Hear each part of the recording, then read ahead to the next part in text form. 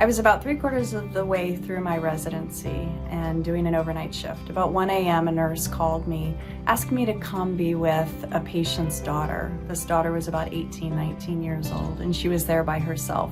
Her mom was very sick, and the nurse was concerned that this daughter had no support.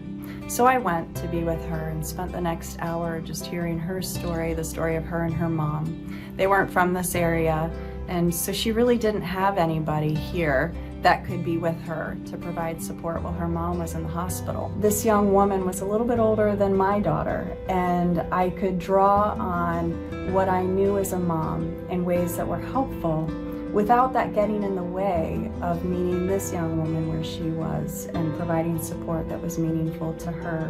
About 4 hours later, I was called by another nurse. The same patient, her condition had deteriorated and she had been moved to another unit, and they were going to be doing a medical intervention that was going to be difficult for this daughter to see.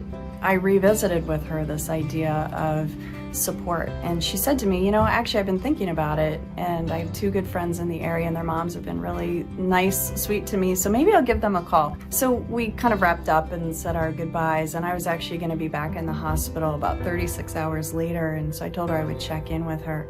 And when I arrived and went to see her, I walked in, and there she was flanked by 2 women on either side of her, and I quickly learned that they were the moms of her 2 friends. There's so many memories that have kind of come and gone, but that one has really stayed with me.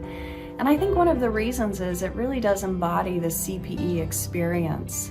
I had the opportunity to see so much of my learning come together, the practical learning, but also the learning of my own self, the reflection that I had learned to do, how to bring my strengths to an encounter and not let my own self get in the way.